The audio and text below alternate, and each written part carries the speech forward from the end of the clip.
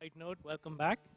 Our next speaker for the afternoon is Arvind Kumar from the University of Freiburg, and he will tell us about modulation of correlations in spiking neural networks. Thank you very much. Thank you, Srini. Thank you, Sitabra, for inviting me in this nice festival season. This gives me a chance to come to India around Diwali time. That will be like after 10 years, so thank you so much. I'll be talking about correlations. Perhaps the idea was initially that I talk about basal ganglia and something, but I think that's a bit old stuff. So I thought I'll try to, tell something new, which is still in processing mode, meaning in review process and so on. And also link that to basal ganglia. So you can think of it as a long introduction to the basal ganglia function, if you wish. Before I do anything, I should thank people who worked with me on this. So a grad student, another grad student, a master's student visiting us, and Manny just finished her PhD, and my mentors, Ad and Stefan. Jens was a postdoc for some time with us. So what do? I like to study networks, and to me, if you look at brain, there are networks everywhere. You go from the networks that Janet was describing, biochemical cascades. You go to the functional connectivity in different behavioral tasks. That's also a network. So when I look at it, I see networks, and I just don't see networks. I actually see networks of networks. And just to give you an idea of that, if you look into a little piece of a cortical column, it may turn out to be a network, but if you carefully look at it, you see that different neurons, they are organized into layers. And you have 4 well-defined or 5 well-defined layers. And these layers are communicating with each other. If you go to columns, you say that this is one network. If you go to columns, then you will find out that columns are talking to each other. You can define the same thing in terms of processing of different sensory modalities or cognitive tasks or motor tasks. You can define hierarchies from retina all the way to the highest centers of visual processing. And there are then more well-defined structures in brain which are subcortical or at least not neocortex, like hippocampus is very well defined into different networks which are highly specialized, but still it's a network of networks. Then basal ganglia is a very nice example of yet another kind of network, and so is amygdala, cerebellum, and so on. So to me, a motif that stands out about brain is that no matter at what scale you look at it, you will find networks of network interacting with each other. And if you say that, then you can somehow make it an abstract notion of one network of excitatory inhibitory neurons connected in some way. You know the topology of it, and it is connected to yet another one, and so on and so forth.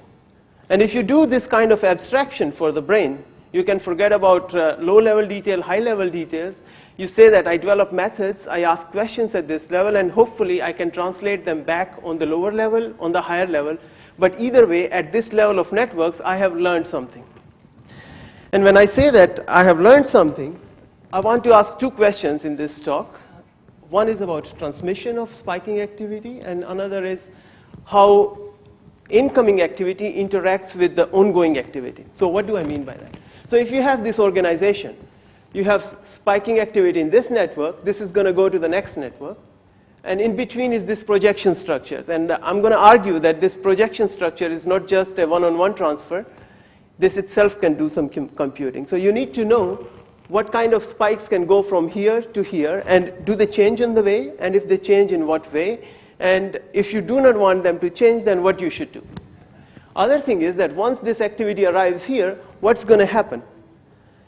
It could change the firing rates, it could create oscillations, it could create everything else possible. But this question has to be asked not just on the side of input, but also on the side of the receiving network. That means ask a question, what's going on in this network where the activity is arriving, whether this network is tuned enough to receive it or not.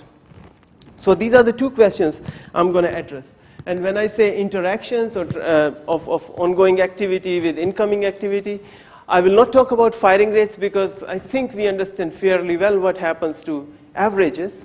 What I will talk more about is the second movement of the ensemble activity, that is the correlations. So when you want to transmit some activity, I'm really sorry, I was very loud. So when you want to transmit activity, what you're interested in?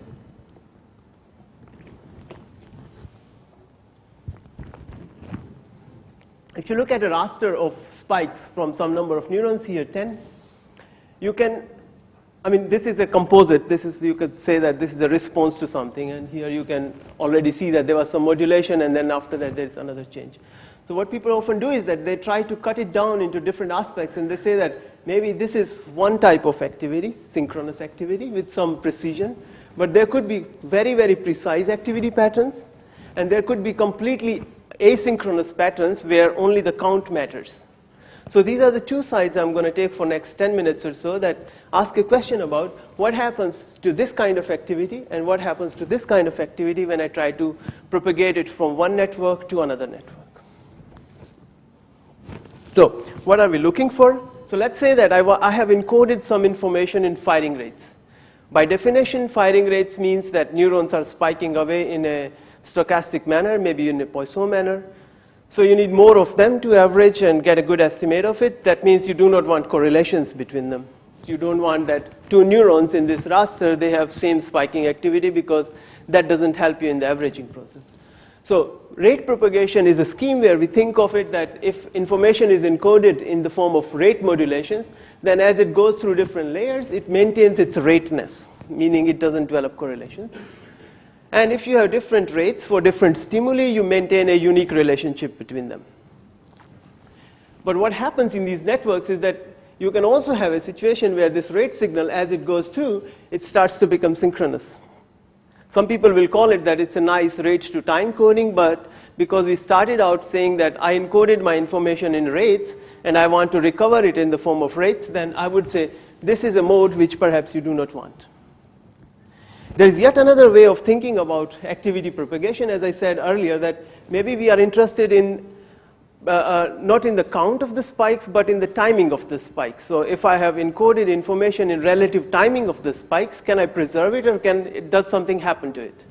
Or I could say that I just encode activity in this little synchronous volley of spikes. And as it goes through, whether it propagates or it diffuses out in the background. So one would be a failed propagation for synchrony. This would be a failed propagation for rate-type signals. A good way to think of synchrony propagation is in the form of this two-dimensional graph, just to give you an idea of it. Here you describe the time window in which you are counting your spikes. And on this axis, you count how many spikes do you have. And then you iterate it from one group to another. So you start out here, then you are here, and so on. So these kind of activity patterns, they just go through and end into a stable fixed point, or there is an attractor here. These points who do not propagate, they end up on the other side and diffuse away. So these are the two things that we can look for when we consider the simplistic picture for neural coding, in the form of rates, in the form of synchrony. So these two modes, obviously when you do experiments, you find them all the time there. Depending on who you are, how you analyze the data, how many neurons do you have, you can always take either side. So we were interested in finding out whether there are modes where you can have both rates and timing, both can exist together. And it turns out that, in fact, there's a very simple reason why things could go either direction, to the rates, to the timing. And that reason was the structure of connectivity.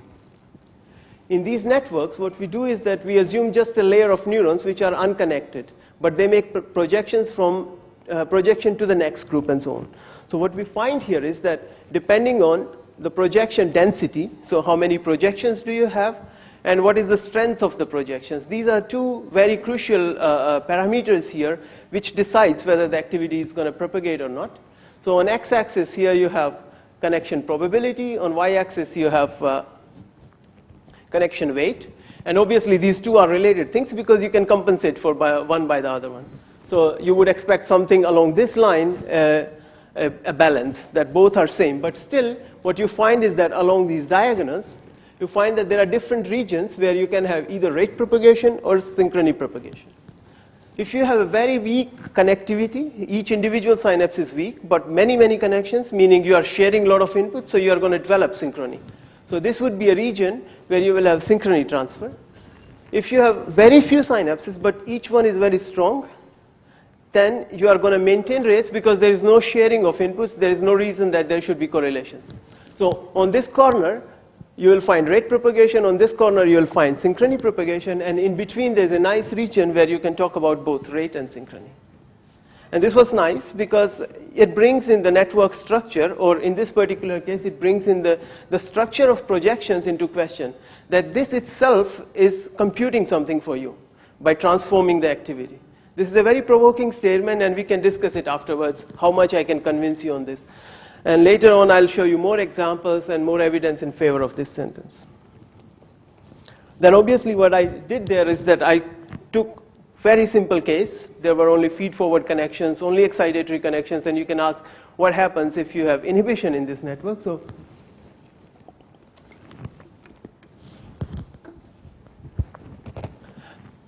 same setting. So you have one group of neurons connecting to the next, and then next, and so on. But in parallel, they send out information or spikes to the inhibitory neuron. So you have a traveling excitation and inhibition together. What you can also do is that you can play around with the strength of the inhibition, and you can play around with the timing of the inhibition. So relative timing and relative strength of inhibition is important now. And what we find there is that if you represent a signal like this, that it has sharp transients, and then there is a sustained part. So this would somehow, qualify for a synchrony, and this will qualify for rates. It turns out, if you have strong inhibition, so just the weight is tuned, you can get rid of this component. What you will only propagate is the sharp onset transients.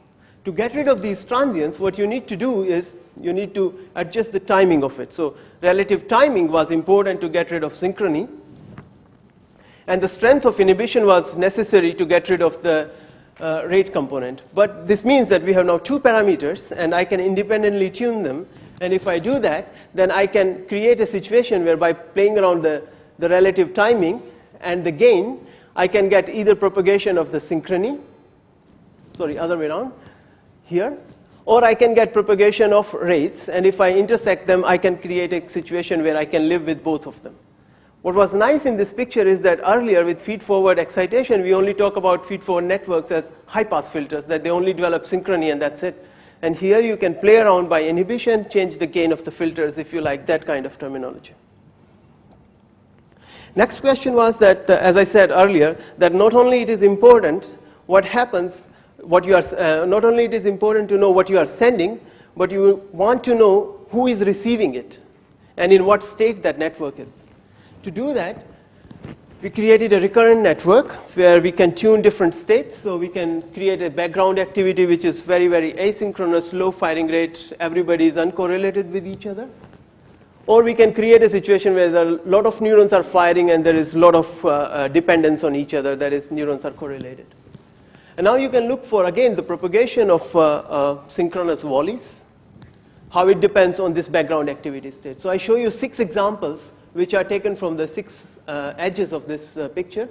2 are in the middle and 4 are at the corners.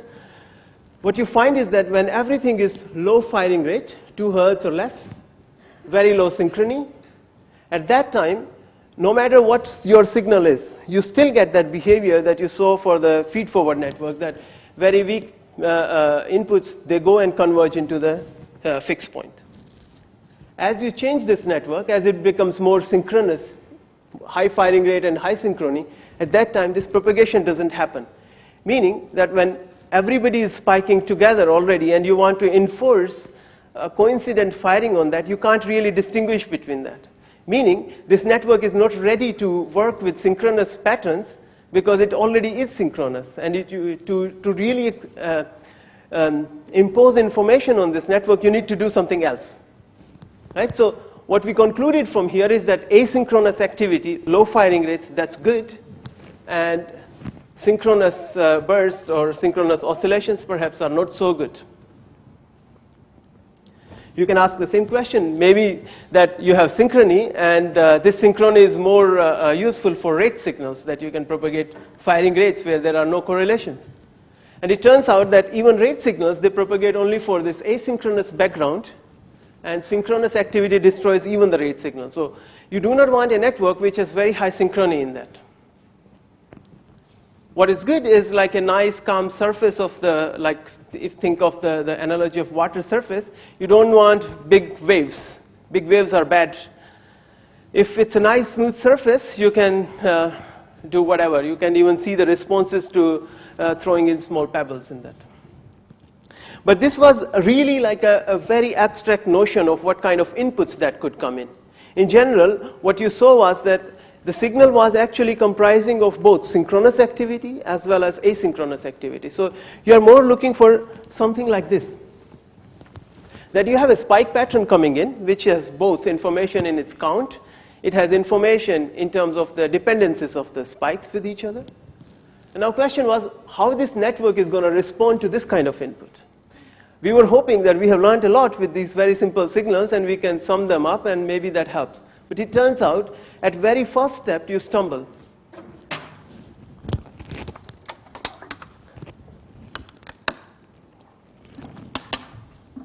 The question was, how are you going to input these correlations?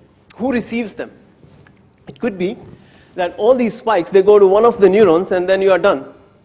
Or it could be that each one gets its own unique spike train. That means you have lost the information that was there in terms of the relative or in terms of correlations. So one could imagine this kind of scenario that a bunch of spike trains, they end up into these blue neurons. Other bunch ends up in the red neurons. But if this happens, then you need to separately define the correlation in the rates for these boxes. Meaning you need to define what is the correlation within these 3 spike trains that are going into the blue neurons. And you need to define it separately for the red neurons. Now, by construction here, I didn't know this, that where these spike trains are going. As an experimentalist, I only recorded them. Meaning, I also need to define correlation between these 2 groups. Right? So that means to understand correlations, you need to go one step further. It's not sufficient to say, I have 10 Hertz firing rate and average pairwise correlation is 0.01. That's insufficient. You need to say that who is receiving them and in what way. So a general picture that emerges from this thing is that if you want to understand how a network is going to respond to correlated inputs, you can describe it in the form of this very simplified picture. There are 2 neurons. You need 2 neurons to describe correlations. If it was only a rate story, then we would have done with just 1 neuron. And then you have local connections of these 2 neurons where there is some correlation that are going into 1 neuron, which is in these cyan arrows. So this we call as the within correlation because this is private to a neuron, and you can think of it as if this is the correlation among the spike trains presynaptic to a neuron. And then these 2 guys, they can be correlated themselves. So this is a between correlation. So correlation between the presynaptic pools of 2 neurons. Okay, so within and between. And same thing now occurs for the stimulus. So now think of it as a visual system. So this would be the recurrent connectivity in layer 2, 3, and this is the input coming from layer 4, let's say. Or other way around, this is layer 4, this part, and this is thalamus. So from the input side, you get, again, within correlations and between correlations. A more simple way to think about it is that you have convergent projections that create within correlations, and you have divergent connections which create the between correlation. And it turns out this distinction is very, very important to understand what these correlations will do. Early on, already in 2003, we knew that correlations, they can affect the firing rate. So here there are 2 different models, but in both models, depending on how you create spike patterns, you can get increase in firing rates. That's no big deal. We understand it, why it happens. There was another interesting point that came out was that the transfer function of 2 neurons now obviously depends on the input correlation, that more input you give in, more output correlations you will get. But what they also observed is that this output correlation depends on firing rates. And firing rates in terms of 2 variables, because they were working with noise, they could define the average of the noise and the fluctuation size. And we know that both are going to change the firing rates. So by increasing this mean and the variance of the input, you could change the transfer of the correlations. Obviously, you will not get more correlations than you put in, but still, efficacy of that transfer can be changed by changing the fluctuation size. We do the same thing here, and we ask a question now. Let's say that there is this one group of neurons which feed into two neurons, and there is some within correlation and some between correlation. What this will do? We expect that within correlation, because this is only private to a neuron, this is not going to affect the output correlation. It will only change the firing rates. Between correlation is the one, this is going to translate into the output correlations. So you have between correlation, output correlation, and what you see is the same thing, that you get some output correlation, but you can modulate it just by changing correlations within these groups. So not difficult to understand, because these within correlations, they are changing the fluctuation size in the neurons. Bigger the fluctuations, larger is the probability of spike, and then you will have coincident spikes. So the idea was then that effect of this B correlation actually depends on the W correlations. You could have a very high degree of divergence, but if each one is very weakly correlated, it's not going to do anything to that.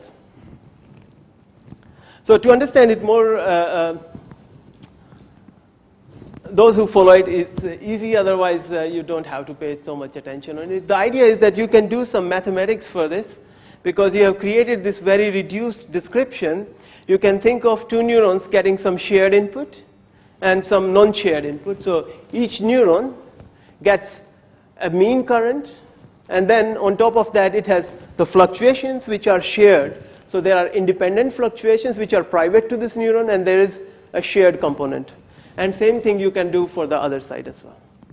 And by changing these two, now you have the description of the statistics of the input currents. That translates to output, of course. So by calculating correlation between these input currents, you can say something about the output currents. That's the basic general framework.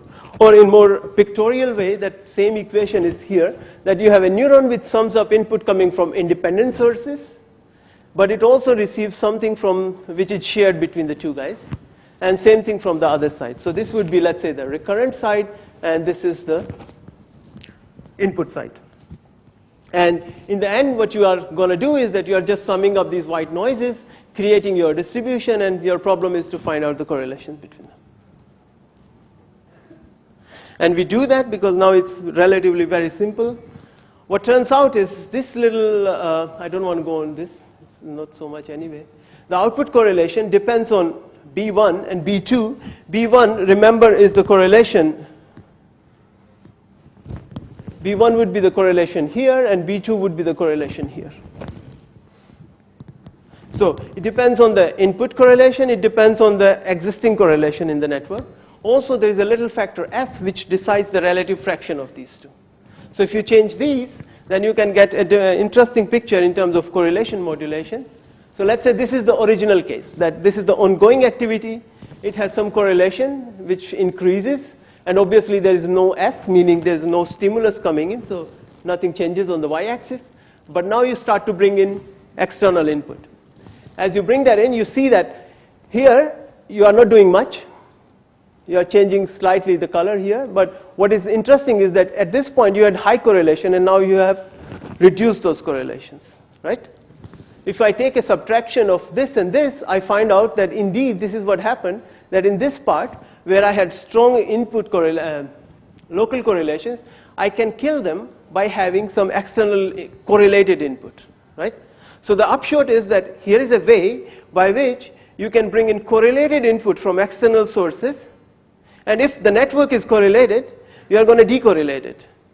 On the other hand, if the network is already uncorrelated, the baseline is uncorrelated, then these correlations have meaning, right? So the modulation or the output correlation in the network, they depend on the input activity, of course. Also, they depend on the ongoing activity.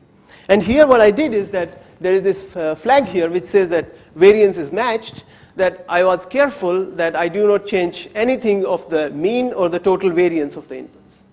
Let's say that I relax that, because really in real situation, a stimulus doesn't care that it wants to keep the firing rates in the output constant as it were before. It changes the firing rates, right? So let this guy, let's allow this guy to change the output firing rate. So now you will have two variables, firing rates and correlations. I will not show anything about firing rates. If you do that, then you have a slightly different transfer function. Output depends on B1 and B2, but it also depends on the local fluctuations.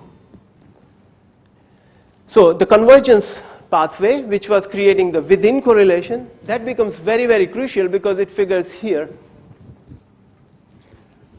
And that's then the correlation that comes out. And this is your comparison line. That's how the correlations are without any external input. And what you will see is what's happening in these traces. So this is for 1B1 and B2 and so on and so forth. If I do the subtraction from that baseline, I get again the similar picture. So B1, B2, they matter. W1, W2, they matter. And in the end, what you have is this nice landscape where by changing the fraction of the local fluctuations now. So when I'm changing gamma, I'm changing the relative size of the fractions. I'm not changing anything in the B1 or B2 that way. Only thing that changes is gamma. And if you follow one of the pixels, you will see how it changes the effect of input correlations. So the upshot of this story is that to understand how correlations affect the ongoing activity, you need to know projection structures, you need to know what is the ongoing state of the network, and you need to know what you are feeding in. So without these three, your description is going to be incomplete no matter how hard you try. And that's exactly what I have just said. So input correlation, projection structure, and the ongoing activity. So now, with this long introduction, I can start to ask something more, some interesting questions. And in this case, I did it for basal ganglia. And the reason is that it's complex network, but it's also simple. The idea is this. How much time do I have? 15. Oof.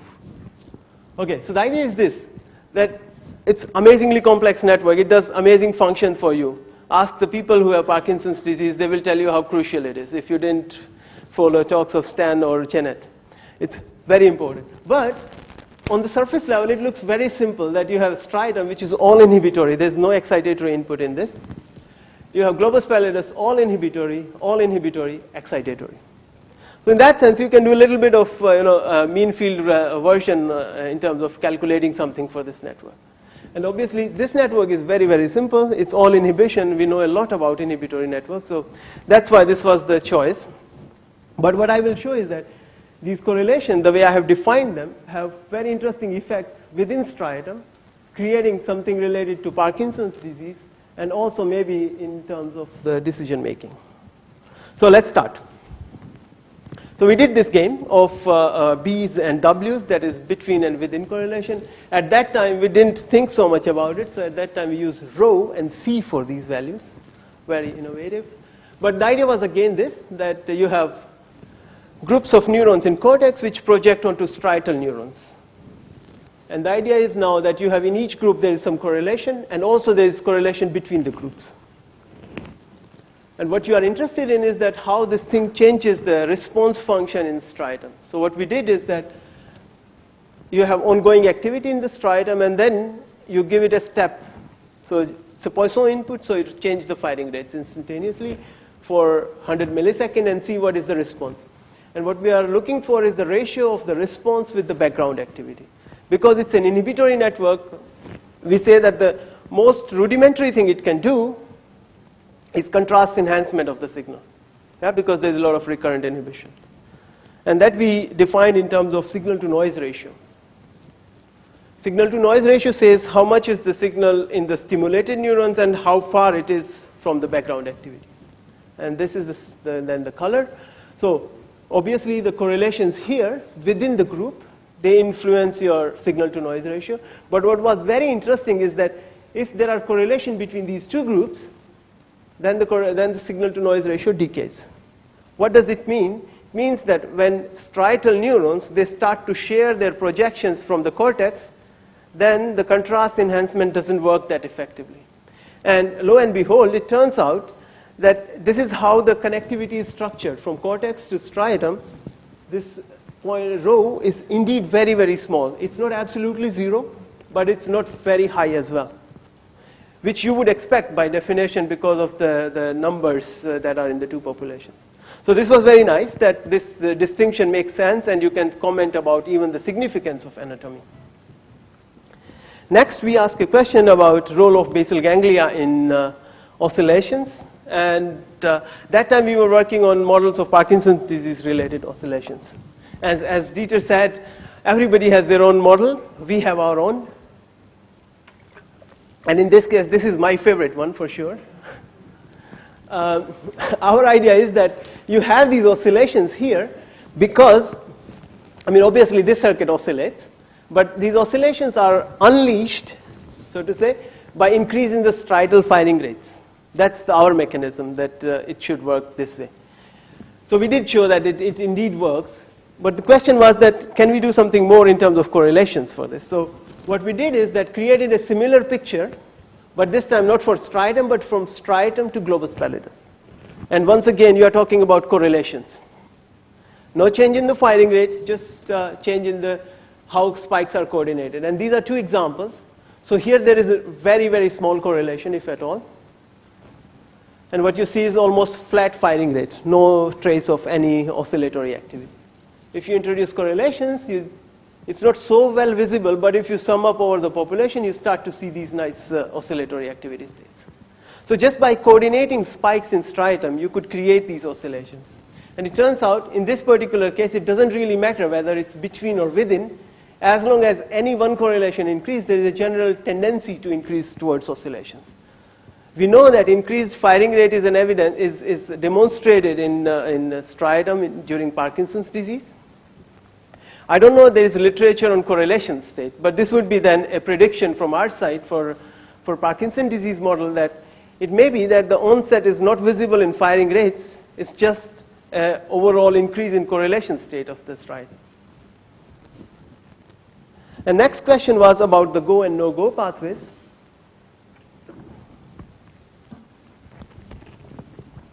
The basic idea is this. It's, I think, one of the simplest possible description you can think of for such a complex circuit. There are these neurons, D1, they project to globus pallidus exclusively. There are D2, which project exclusively to GPE and then to GPI. So people have defined these so-called direct pathway, indirect pathway, and hyperdirect pathway. And this pathway is overall positive. Indirect pathway is overall negative. And hyperdirect pathway is also overall negative. And people say that these two things are responsible now for all your action selection and everything else. One can work out how it will be and so on. Because this is, I think, the really primitive description of it. Hopefully you can build more complex things out of that. Now, what it was that you want some activation in direct pathway for go, and you want some activation in indirect pathway for no-go. Things were easy until 2008, and in 2008 they really demonstrated that there are D1 neurons and D2 neurons, they are separate. Not only that they are separate, in 2010 they showed us that the connectivity is very different. D1, they have less recurrence, D2 have more recurrence, but also they have strong connections back to the from D2 to D1 is very high connectivity. The question is that how are you going to deal with this if there is so much of connectivity from D2 to D1 as opposed to D1 to D2. So it's not really like one activates, another deactivates. Like Stan showed in the morning that there were inhibitory connections between two networks. If one activates, other shuts down. Here it's not going to happen in that simple way. So we asked this question first for the cortical firing rate. So as a function of cortical firing rate, what's the response in D1 or D2? So that's on this axis. Red ones are D2, blue ones are D1. And these different shades, they refer to different amount of dopamine. It's a very rudimentary model of dopamine, I have to admit that. And now what we are looking for is that where are the transition points where D1 dominates D2 or vice versa. So for instance, this is the point where D2 activity becomes higher than D1. If you change the dopamine level, you can actually change this point where the transition happens. So a very simple idea would be that if you have lack of dopamine in your system, then you need really strong cortical input to get the D1 guys activated. right? Only here you are starting to cross them over. Oh, sorry, here. So this is one possibility. Second possibility was, of course, I mean, correlation is my favorite word in neuroscience, that maybe there is something more you can do, that you don't need to change the cortical activity. You can just do with the correlation. So here, what we have is the difference between the two firing rates as color. So lambda d1 minus lambda d2. So positive means d1 is higher, and negative means d2 is higher, and negative here also means that you are jammed. Basically, this is the no-go pathway. So as you change the within correlation now, so remember these are the correlations which are private to neurons. You can switch for the same amount of firing rate. I think we held this picture for 30 hertz, so somewhere here. So if this was the transition point where D1, D2 started to alternate their roles, then you can change that. And all you need to do is that change the local correlation coming into the neurons, which is here. So if you go from point 1 to point 3, you have already flipped the balance. Once again, B, they have a very interesting role. We don't quite understand it, but still, the general picture is that, first of all, they ruin this differentiation. Second thing is that there is some other interesting nonlinearity here, which is that here this difference increases, and on this side it decreases. This is something we don't quite understand. But nevertheless, the point is that you have this D1, D2, and you can create a competition between them just based on the correlated input private to neurons. Although I hate it, but I mean, I'm a person who talks about networks all the time. And here I think I actually bring in the single neuron behavior, because I'm talking about correlations coming into a single neuron, and then single neuron firing rates can dominate the effect. So I think this is a nice way to go backwards, and this is, I think, a good way to think about brain, that you have links to lower level and links to higher levels. So all this story, but you can, I'm sure you would have asked, if I asked you to ask me questions, then you would have asked, well, you have made this nice story about W's and B's. What's the evidence that they are there? How are you going to differentiate between them if they are there? So what we did is that we created network simulations and try to find out whether we do get some difference in B's and W's and so on. So these are different connectivity matrices. So we have random connectivity, mildly clustered, or very, very clustered local connections. And these are two samples of activity. This is a random network, and this is a clustered network. Both have same firing rate, but in one you get this kind of stripy behavior. So each row is a neuron, and each dot is a spike, and that's a raster. So to find out W's and B's, what we did is that we have this arrangement, and we look at all the connections of a red neuron or a blue neuron. So that would be within correlation, red-red or blue-blue, so in this schematic. Or we are talking about between correlation, meaning a neuron which is connected to red and a neuron which is connected to blue. And clearly difference is right in front of you, that B correlations do not change with clusters. Different colors here means clustering. So if you become more and more clustered, what happens is that you start from very small values of W to very large values of W. So if I put them together, this is a random network where within correlation and between correlations are comparable. There's no difference. So if you believe cortex is random, brain connectivity is random, then whatever I have said, you can forget it. But if there are clusters, then depending on how clustered the networks are, you can have very small value of B, but very high value of W. So B's and W's, they don't span the full space, but nevertheless, there is a difference between the two types of correlations. And we know now that W correlations are very crucial in improving the transfer of correlations in terms of deciding how much modulations you are going to get. And this has very strong implications now in terms of how we are interpreting activity. I think I have mixed up my slides. Yeah. People talk about correlations. First is that they randomly pick neurons and correlate them. Other way to talk about correlations is in terms of what is called signal correlation and noise correlations. Idea is that there could be neurons which just, you present the same signal again and again, and they give correlated responses. That's called noise response, noise correlation. And if two neurons, they have, let's say, this kind of tuning curves, These two neurons, if you present different stimulus, they will have correlated firing rates because of their tuning curve preferences. And these are called signal correlations. Turns out, this is just one way to think about correlations. What I tried to argue is that this perhaps doesn't even matter because you are talking about over trials, different presentations of same stimulus. This is about decoding. But if you are interested in understanding correlations' impact on the network, then you need to talk about W's and B's. And what is nice is that, okay, difficult part is that how are you going to know ever who is connected to whom? This detailed connectivity we will never know, or not to the extent that we need here. But what is nice is that because I said W correlations are private to a neuron, you can read the signature of W correlations in the membrane potential fluctuations. And that's what we show here, that depending on what is the value of W correlations, you can get some mapping between the standard deviation of the single neurons. So by looking at the single neuron membrane potential statistics, you can talk about what extent W is existing, how much is B by comparing two neurons together intracellularly. And I think I'm running over time. And just to summarize whatever, okay, perfect. So just to summarize what I said, what I was interested in is that how networks communicate. And I argued that what we need to know for that is three things. What is the input? What is the projection structure? And what is the ongoing activity? And in that process, what I ended up doing is that I ended up defining correlations in terms of W's and B's. W meaning convergent, if you wish, in a simple way. And B meaning divergent. So convergent, divergent pathways, they are everywhere in brain. Meaning you can always define W's and B's. And as soon as you define them, you open up the range of correlations axis. Earlier you had one axis, now we have actually four axes. It's a four-dimensional space and you can navigate through it by creating interesting modulation paradigms for correlations.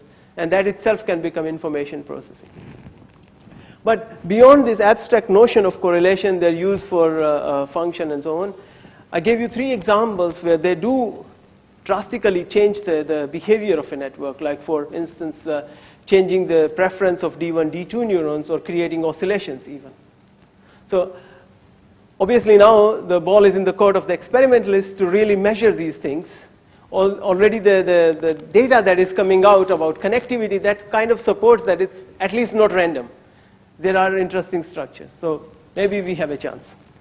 Thank you very much.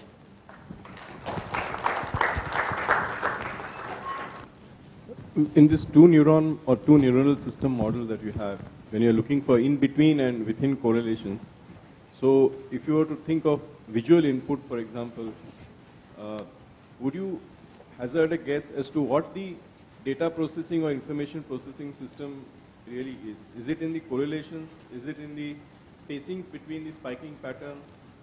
Where is it? What is it? So if I look at the natural scenes, there, what I know for sure is that there are spatial correlations, there are temporal correlations in the scene. And then that means already at the input level I have correlations. And then I have projections from similar neurons in LGN to V1. So that means this convergence is going to create a situation where I will pass on the stimulus correlations into V1. There is also divergence, so I create B as well. So I think if one tries to map the structure of thalamocortical projections, we could redefine the stimuli in terms of B's and W's. And I'm convinced that every natural scene would end up giving you some correlation picture. So extending this argument, I would say that visual information is in both, in terms of tuning of the neurons, which neurons are activated, but that specific feature-related information is in the coordinated spiking.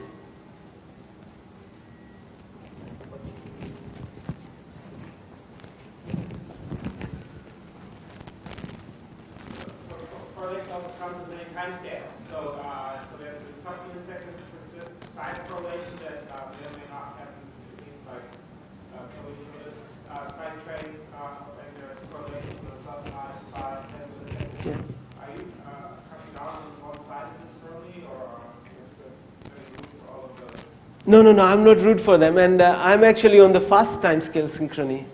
We are not talking about rate-based correlations in this. And I'm not even sure whether I can talk about that right now. But yes, in this picture, whatever I talked was about fast timescale correlations up to 10 milliseconds or so. Well, 10 milliseconds going to 1 millisecond. Yes, of course, but let's put it this way then. I'm talking about correlations which are relevant for neurons given the knowledge of their time constants. Whatever could be integrated in one time constant, let's put that as my time scale. There are these slow variations, and in fact in these pictures as well, I'm very careful when I'm saying I don't want to talk about it, because what happens is that although we change the correlation peak, we actually, I mean, if you look at the full cross correlogram, right now what I talked about was the peak, and I could go further out and I can sum up over long distances, and their picture becomes difficult because correlation peak could also go down. So I don't know how to calculate them even. So this is why I don't want to get out of the first dominant peak of the cross correlogram. On that side, if you look, the polychromy from village, it's a slightly different track than your Synchrony. Well, I think polychromy is, neurons have to spike and somehow they have to integrate inputs. So yes, polychromy has to exist. I think it's, just because you have different delays, you have to have polychronous events, otherwise neurons will not spike. So I think it's a very ubiquitous thing in the system. Now, whether it can be exploited for some coding purposes, I don't want to say, I don't know actually what I will do with that. Just a short question, Narendra. How would you extend this analysis of basal ganglia to develop a model of a task that basal ganglia is involved in? So this is a very interesting theoretical result. So I think we are slowly taking steps in that direction, but I have to say that our view on this is that, start with what this network is capable of doing. Right? So I have some hardware in terms of D1, D2 connectivity, GPE, GPI patterns, or SDN having a control. So right now we are in a situation where we are just exploring the space, what we can do with it. And D1, D2 is just one way.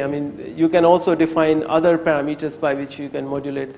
So once we know this, I think it will become much easier to represent tasks once you know the complete dynamical picture of this system.